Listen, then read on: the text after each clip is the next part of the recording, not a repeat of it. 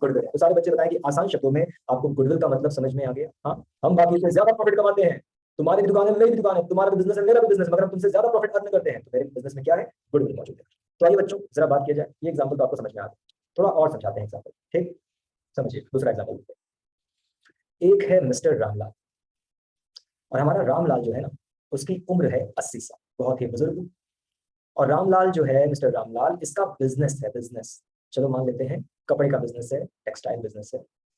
तो हमारे रामलाल का बिजनेस है, और बिजनेस बड़ा पुराना, चलिए मान लेते हैं कि ये बिजनेस 30 साल पुराना है, 30 साल, और ये बिजनेस बहुत ज्यादा मशहूर है, बहुत रेपुटेशन है इस बिजनेस की। तो रामलाल है, 80 साल के हैं, बिजनेस चला रहे हैं, टेक्सटाइल बिजनेस, बहुत पुराना बिजनेस और काफी मशहूर है बिजनेस, लेकिन आप इनकी उम्र देख रहे हो 80 साल, ये थक चुके हैं, बहुत कमा लिया, बहुत कमा लिया, बस बहुत पैसे हो गए, चलो बस करते हैं, आराम करते हैं, कुछ दिन, ज्यादा लाइफ बची नहीं, पता नहीं कब ऊपर वाला उठा ले, सब आराम करते हैं। तो इन्होंने अब एडवर्टाइजिंग, तो इन्होंने अब विज्ञापन दिया, हम अपना बिजनेस बेचना चाहते हैं, कितने में, चलो मान लेते हैं 50 लाख, 50 लाख रुपए में अपना बिजनेस बेचना चाहते हैं। ठीक है भाई, तो ये थे हमारे रामलाल जो अपना जमा जमाया 30 साल पुराना बिजनेस क्या करना चाहते हैं जी, वो अपना बिजनेस बेचना चाहते हैं। अब कहानी का दूसरा पार्ट, एक है मिस्टर सुरेश। सुरेश 30 साल का है, यंग है, नौजवान है। सुरेश का मन था कि हम भी टेक्सटाइल बिजनेस करना चाहते हैं, ठीक, कि हमें भी टेक्सटाइल बिजनेस करना है। तो ये बिजनेस करना चाहता था, ये सोच रहा था चलो नई दुकान खोलते हैं। फिर इसने एडवर्टाइजमेंट देखा कि एक बहुत ही मशहूर दुकान बिक रही है। सुरेश बोला चलो उस मशहूर दुकान को खरीद लेते हैं, और फिर दोनों मिल गए। फिर सुरेश और रामलाल आपस में मिले। सुरेश ने कहा कि एडवर्टाइजिंग देखा था, एडवर्टाइजमेंट देखा था कि आप अपना व्यापार 50 लाख में बेच रहे हो। और रामलाल बोले बिल्कुल, मैं बहुत ही बुजुर्ग हो गया हूँ, वृद्ध हो गया हूँ, अब मैं अपना बिजनेस बेचना चाहता हूँ। सुरेश बोले ठीक है, डील जो है तय करते हैं। अब भाई एक तरफ रामलाल, एक तरफ सुरेश। रामलाल ने क्या बेचा, रामलाल ने अपना पूरा बिजनेस बेच दिया सुरेश को। और रामलाल ने बदले में क्या पाया, रामलाल ने 50 लाख रुपए पाए। ठीक, चलो बिजनेस बिक गया। अब बच्चों से पूछते हैं ये बताओ अब नया मालिक कौन है, हाँ जल्दी बताओ ना, नया मालिक कौन है, बिजनेस बिक गया, नया मालिक कौन है, तो बच्चों आपको क्या बोलना चाहिए, सर सुरेश। रामलाल पुराना मालिक था, बिल्कुल सही, और सुरेश नया मालिक। तो आइए आगे चलते हैं बच्चों। रामलाल नया मालिक, सॉरी गलत बोल दिया मैं, सुरेश नया मालिक। फिर सुरेश ने सोचा, एक दिन सुरेश ने सोचा, क्या सोचा कि यार चलो चेक करते हैं, चलो चेक करते हैं कि मैंने 50 लाख रुपए दिए, बिजनेस पाया, तो क्या क्या पाया, चलो लिस्ट बनाते हैं, लिस्ट क्या क्या पाया, जमीन, बिल्डिंग, मशीन, फर्नीचर, गाड़ियां, गोदाम में माल, गले में कैश वगैरह वगैरह, ट्रेड रिसीवेबल, डेटर वगैरह, क्या क्या पाया, सब लिस्ट। और सबकी मार्केट वैल्यू क्या है, सबकी बाजार में हैसियत क्या है, मैंने जो सामान पाया उसकी मार्केट वैल्यू क्या है, और लगाया टोटल कि मैंने जो जो पाया एसेट उसकी मार्केट वैल्यू कितनी है, तो मालूम पड़ा 40 लाख। तो सुरेश ने देखा कि मैंने बिजनेस खरीदा, मैंने जो सामान पाया उसकी मार्केट वैल्यू 40 लाख है। बच्चों सुरेश को लग गया सदमा, झटका।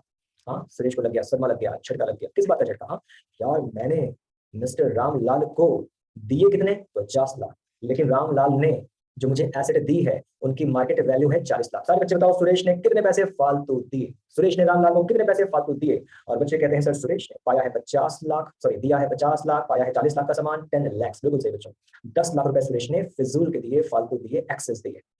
सुरेश किसके पास गया, सुरेश रामलाल के पास गया। तो सुरेश बहुत ही क्या, देख लीजिए, सुरेश बहुत ही गुस्से में रामलाल के पास गया। सुरेश ने रामलाल से क्या कहा, सुरेश ने रामलाल से कहा, रामलाल जी आपने तो मेरे विश्वास का गला ही घोट दिया, लोगों ने बताया कि आप बड़े ईमानदार, बड़े अच्छे इंसान हो, लेकिन आपने मुझे चूना लगा दिया। 50 लाख रुपए हमने आपको 50 लाख दिए, और आपने हमें जो सामान दिया उसकी मार्केट वैल्यू 40 लाख है, आपने मुझसे फालतू ले लिया 10 लाख रुपए। एक्सप्लेन करिए किस बात के लिए। रामलाल बोले मेरे भाई गुडविल का लिया है, गुडविल का। मैंने तुम्हें 40 लाख रुपए जो लिए है ना टेंजिबल एसेट के लिए, छू सकते हैं, देख सकते हैं, और मैंने 10 लाख रुपए तुमसे किस बात के लिए, गुडविल के लिए। रामलाल बोला अच्छा 10 लाख गुडविल का, अरे दिखाओ कहाँ है गुडविल। रामलाल बोले भाई गुडविल को जो है छुआ देखा नहीं जा सकता, दैट इज इंटेंजिबल एसेट, छू देख नहीं सकते। रामलाल बोला, ये सुरेश बोला रामलाल से कि आपने मुझे गुडविल बेची है, हाँ कहाँ है गुडविल जिसको छुआ देखा नहीं जा सकता। अरे कुछ फायदा तो बताओ। हाँ फायदा तो अगर मैंने 10 लाख रुपए आपको फालतू दिए हैं, मुझे फायदा तो बताओ, मुझे क्या फायदा हो, क्योंकि हम लोग खर्चा करते हैं तो बेनिफिट मिलता है, फायदा बताओ। तो रामलाल फायदा बता रहे हैं। रामलाल बोले कितना दिन हुआ तुम्हें बिजनेस हम जो बेचे हैं, बोले 1 महीना हुआ, 1 महीना, 1 महीना हो गया, हाँ 1 महीना। दुकान पे बैठ रहे हो, हाँ। ग्राहक आते हैं जी, सुबह 8 बजे दुकान खोलते हैं, बाकी लोग 10 बजे खोलते हैं, हमें 8 बजे खोलनी पड़ती है, क्यों, ग्राहक पहले ही से खड़े रहते हैं। क्या मुझे ग्राहक का वेट करना पड़ता है, जी नहीं, दुकान खोलो तो ग्राहक पहले से खड़े रहते हैं, भीड़ लगी होती है। तो लोग 10 बजे दुकान खोलते हैं, मुझे 8 बजे खोलना पड़ता है, ग्राहक खड़े रहते हैं, बता थोड़ी ना दूंगा। और लोग रात में 8 बजे दुकान बंद करते हैं, लोग रात में 8 बजे दुकान बंद करते हैं, मुझे 10-11 बजे तक दुकान बंद करनी पड़ती है, ग्राहक तब तक रहते हैं। दुकान पर भीड़ की कोई कमी नहीं है, ग्राहक भरे पड़े हैं, तो प्रॉफिट कमा रहे, बहुत बहुत प्रॉफिट कमा रहे, खूब प्रॉफिट कमा रहे हैं। तो रामलाल ने सवाल पूछा सुरेश से, बात बताओ, तुमने मेरा बिजनेस खरीदा, खूब प्रॉफिट कमा रहे हो, बाकी लोग 10 बजे दुकान खोल रहे हो, तुम 8 बजे दुकान खोल रहे हो, लाइन लगी है ग्राहक। बाकी लोग रात में 10 बजे 11, बाकी लोग रात में 8 बजे दुकान बंद कर रहे हैं, तुम 10-11 बजे दुकान खोल रहे हो, लाइन लगी है ग्राहकों की, तुम खूब प्रॉफिट कमा रहे हो। अगर, रामलाल पूछा सुरेश से, अगर अगर तुमने एक नई दुकान खरीदी होती, मैं अगर तुमने मेरा पुराना बिजनेस न लिया होता, अगर तुमने एक नई दुकान खोली होती, तो क्या फिर भी इतनी भीड़ होती, इतना प्रॉफिट आता? चलो बच्चों, हम आपसे पूछते हैं कि अगर हमारा सुरेश इस पुरानी दुकान को ना खरीदता, अपनी नई दुकान खोलता, तो क्या फिर भी इतनी भीड़ लगी होती? क्या फिर भी इतना प्रॉफिट आता? तो बड़ा बड़ा जवाब को क्या देना चाहिए? नो, नहीं सर। तो सुरेश बोला नहीं, ऐसी बात नहीं है, अगर मैं नई दुकान खोलता तो ऐसा नहीं होता।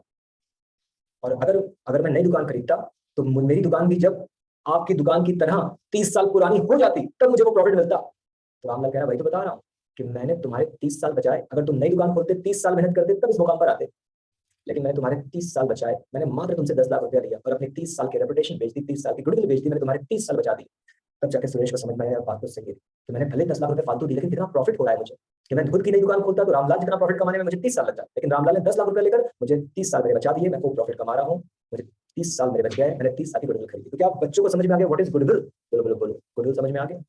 हाँ, कि रामलाल ने फालतू 10 लाख रुपए थोड़ी ना लिया, अपने 30 साल की रेपुटेशन बेची थी, 30 साल बचा दिए थे सुरेश, गुडविल बेची थी। तो गुडविल कहाँ है? जो भी बिजनेस बाकी बिजनेस से ज्यादा प्रॉफिट कमाए, उसके बिजनेस में गुडविल है। जो भी बिजनेस बाकी बिजनेस के कंपैरिजन में ज्यादा प्रॉफिट कमाए, उसके बिजनेस में गुडविल है। ठीक।